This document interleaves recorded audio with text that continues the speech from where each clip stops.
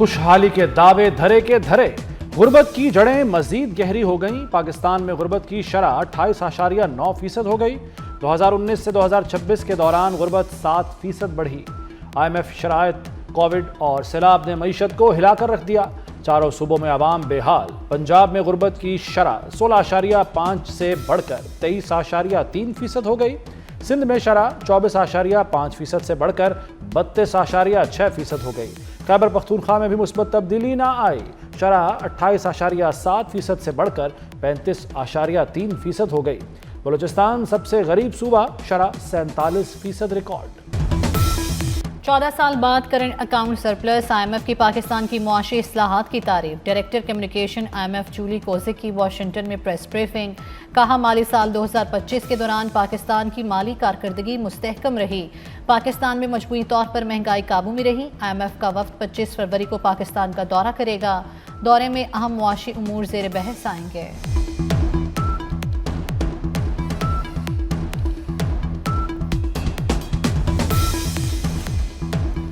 پاکستان اور امریکہ کا دو طرفہ اسٹریٹجک تعلقات مضبوط کرنے پر اتفاق۔ وزیراعظم شہباز شریف کی واشنگٹن میں امریکی وزیر خارجہ مارکو روبیو سے ملاقات۔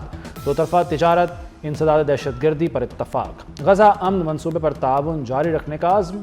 مارکو روبیو نے ٹرمپ کے امن منصوبے کی مسلسل حمایت پر پاکستان کا شکریہ ادا کیا۔ امریکی وزیر خارجہ کا بلوچستان میں ہونے والے حملوں اور سانحہ ترلائی پر اظہار افسوس۔ دہشت گردی کے خلاف جنگ میں پاکستان کی شراکت داری کی اہمیت کو دہرایا۔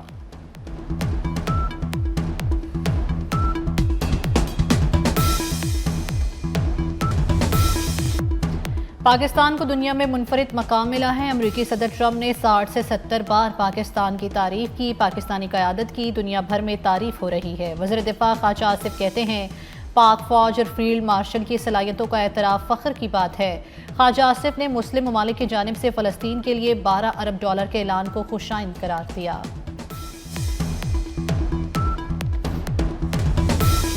دنیا کا سب سے بڑا امریکی بحری بیڑا ایران کے قریب پہنچ گیا۔ بحری جہاز USS جیرالڈ آر فورڈ بحیرہ روم میں داخل۔ امریکی صدر ڈونلڈ ٹرمپ نے ایران کو دھمکی دیتے ہوئے 10 دن کا الٹیمیٹم دے دیا۔ امریکی صدر کا کہنا ہے کہ ڈیل کے لیے یہ دن کافی ہوں گے۔ ایران کو کسی نہ کسی طرح معاہدہ کرنا ہی ہوگا۔ ایران معاہدہ کرے ورنہ سنگین نتائج ہوں گے۔ ٹرمپ نے بورڈ آف پیس اجلاس میں بھی ایران کو خبردار کیا تھا۔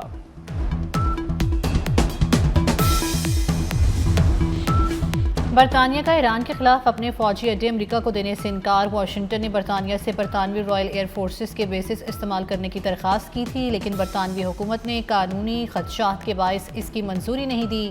ڈونلڈ ٹرمپ نے ایران کو 10 دن کا الٹیمیٹم دیا ہے۔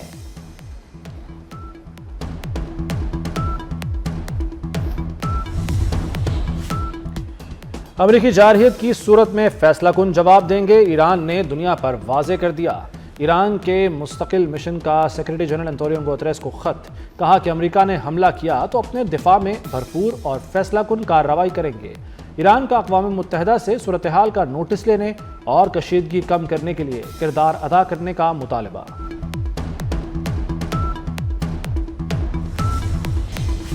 ایران پر امریکی حملے کے سنگین نتائج ہوں گے، سب سمجھتے ہیں یہ آگ سے کھیلنے کے مترادف ہوگا۔ روسی وزیر خارجہ سرگئی لاروف نے خبردار کر دیا۔ کہا خطے میں عرب ممالک اور خلیجی ریاستوں سمیت کوئی بھی کشیدگی میں اضافہ نہیں چاہتا۔ دوسری جانب ایران اور روس کی بحری مشقوں کا بھی آغاز ہو گیا۔ مشترکہ بحری مشقوں میں ایران اور روس کے بحری جنگی جہازوں نے حصہ لیا۔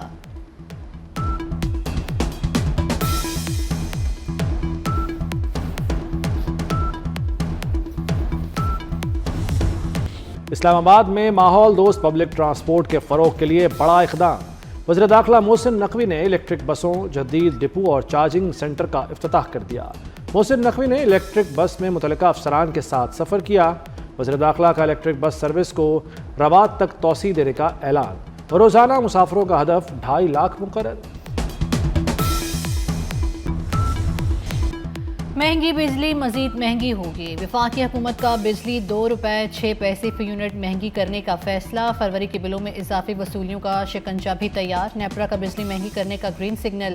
26 فروری کو سماعت مقرر۔ نیپرا نے دسمبر کی FPA پر 28 پیسے یونٹ اضافے کی منظوری دے دی۔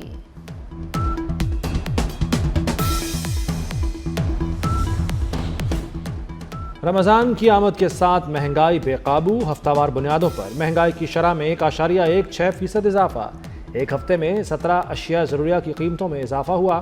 سالانہ بنیادوں پر مہنگائی کی شرح 5.19 پر پہنچ گئی۔ ادارہ شماریات نے ہفتہ وار مہنگائی کی رپورٹ جاری کر دی۔ ہرجانہ کیس سپریم کورٹ نے ٹرائل کورٹ کو بانی پی ٹی آئی کے خلاف کارروائی سے روک دیا۔ عدالت عظمیٰ نے شہباز شریف کو نوٹس جاری کرتے ہوئے جواب طلب کر لیا۔ عدالت نے کہا کہ کیس کو جلد سماعت کے لیے مقرر کیا جائے۔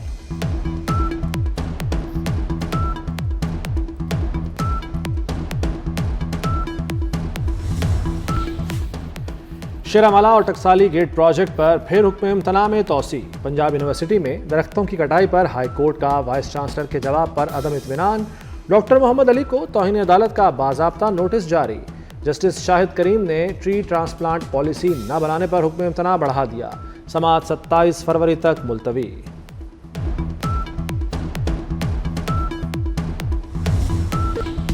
لاہور سے صنعتوں کی مرحلہ وار منتقلی کا بڑا فیصلہ، اسموک کنٹرول کے لیے 30 نئے فوک کینن ٹرکوں پر نصب ہوں گے۔ خطے کی پہلی پنجاب کلائمیٹ آبزرویٹری کے قیام کا اعلان، لیبارٹریز کی اپ گریڈیشن کے لیے 5 ارب 5 کروڑ مختص، سینئر وزیر مریم اورنگزیب کی زیر صدارت اجلاس میں فیصلے۔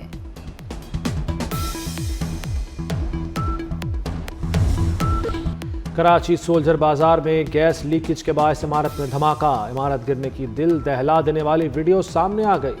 فوٹیج میں دیکھا جا سکتا ہے کہ گیس لیکیج سے دھماکہ 3:47 پر ہوا۔ دھماکے کے ساتھ گرد و غبار پھیل گیا۔ واقعے میں 16 افراد جاں بحق اور 14 زخمی ہوئے۔ پولیس نے عمارت کے مالک کے خلاف مقدمہ درج کر کے اسے گرفتار کر لیا۔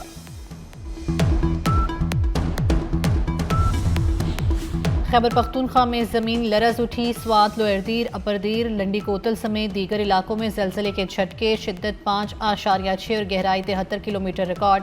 زلزلے کا مرکز کوہ ہندوکش افغانستان میں تھا۔ خیبر پختونخوا کے ضلع کوہاٹ میں تیل و گیس کے مزید ذخائر دریافت، OGDCL نے پاکستان اسٹاک ایکسچینج کو خط لکھ دیا۔ نشپا ایکسپلوریشن لائسنس کے تحت برگزئی X1 نمبر کنویں سے کامیاب دریافت ہوئی۔ پاکستان میں دہشت گردی کے لیے افغان سرزمین کے استعمال کے نئے شواہد منظر عام پر، باجوڑ میں خودکش حملہ کرنے والا خارجی دہشت گرد بھی افغان شہری نکلا۔ حملہ آور کی شناخت خارجی احمد عرف قاری عبداللہ بزر کے نام سے ہوئی۔ خودکش حملہ آور افغانستان کے صوبہ بلخ کا رہائشی تھا۔ باجوڑ حملے میں 11 سیکیورٹی اہلکاروں سمیت 2 معصوم شہری شہید ہوئے تھے۔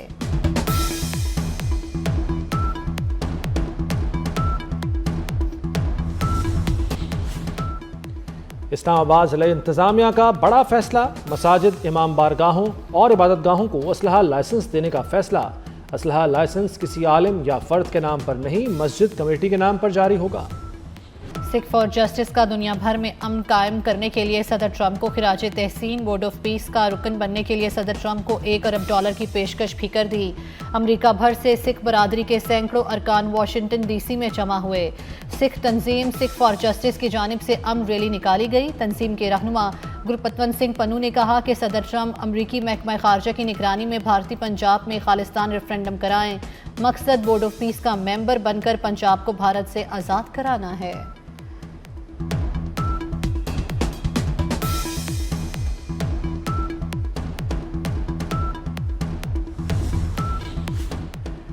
واشنگٹن میں سکھ برادری کا بھارت کے خلاف زبردست احتجاج، بھارتی سفارت خانے کا گھیراؤ کر لیا۔ بھارت مرد آباد اور قاتل مودی کے نعرے علاقے میں گونجتے رہے۔ بھارتی پرچم کو پھاڑ کر سفارت خانے کے سامنے پھینک دیا۔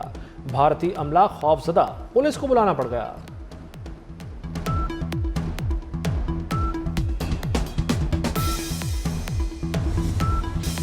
مسجد الحرام، مسجد نبوی صلی اللہ علیہ وآلہ وسلم، مسجد قبلتین اور مسجد قباء میں نماز جمعہ کے بڑے اجتماعات۔ ولی عہد شہزادہ محمد بن سلمان نے مسجد نبوی صلی اللہ علیہ وآلہ وسلم کا دورہ کیا، روضہ رسول صلی اللہ علیہ وآلہ وسلم پر حاضری دی، ریاض الجنہ میں نوافل بھی ادا کیے۔ غزہ میں بھی نماز جمعہ کے بڑے اجتماعات ہوئے۔ فلسطینیوں نے مسجد اقصیٰ میں پابندیوں اور رکاوٹوں کے باوجود نماز جمعہ ادا کی۔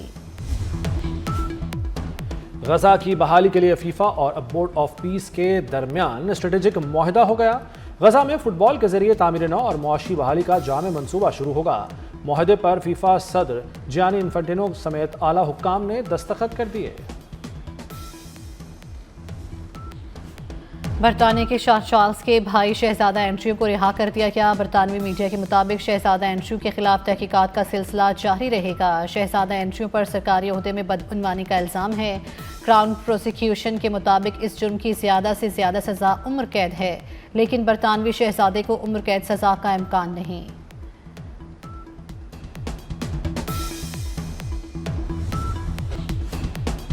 امریکی صدر ٹرمپ نے حکومت کو خلائی مخلوق اور UFOs سے متعلق فائلز ریلیز کرنے کی تیاری کا کہہ دیا۔ ٹرمپ نے ایجنسیوں کو ہدایت کی ہے کہ وہ سرکاری دستاویزات ریلیز کرنے کی تیاری کریں۔ صدر ٹرمپ نے کہا، اوباما نے خفیہ معلومات شیئر کر کے بڑی غلطی کی۔ سابق صدر اوباما نے انتہائی خفیہ علاقے 51 کے بارے میں کہا تھا کہ ایلینز حقیقی ہوتے ہیں، لیکن انہوں نے نہیں دیکھا۔ قومی اسمبلی کی قائمہ کمیٹی برائے بین الصوبائی رابطہ کی ذیلی کمیٹی کا اجلاس۔ قومی ہاکی کی موجودہ صورتحال پر سخت تشویش کا اظہار۔ کنوینر مہرین رزاق بھٹو نے کہا کہ ہم خود ہی اپنے کھیلوں کو تباہ کرنے پر تلے ہوئے ہیں۔ کمیٹی نے اس معاملے کا سخت نوٹس لے لیا ہے۔ کمیٹی جائزہ لے گی کہ نااہلی کے اصل ذمہ دار کون ہے۔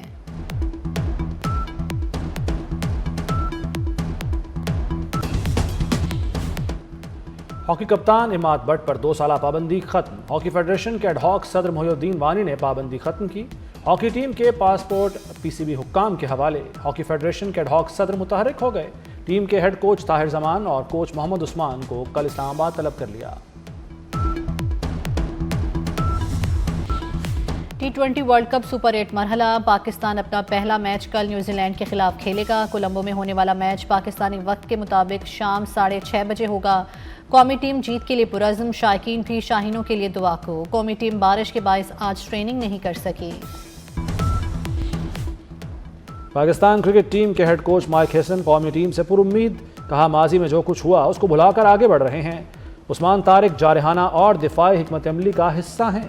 بابر اعظم کو اس ورلڈ کپ میں مخصوص رول دیا گیا۔ بابر اعظم لمبا کھیل سکتے ہیں اور ضرورت پڑنے پر سٹرائک ریٹ بہتر کر سکتے ہیں۔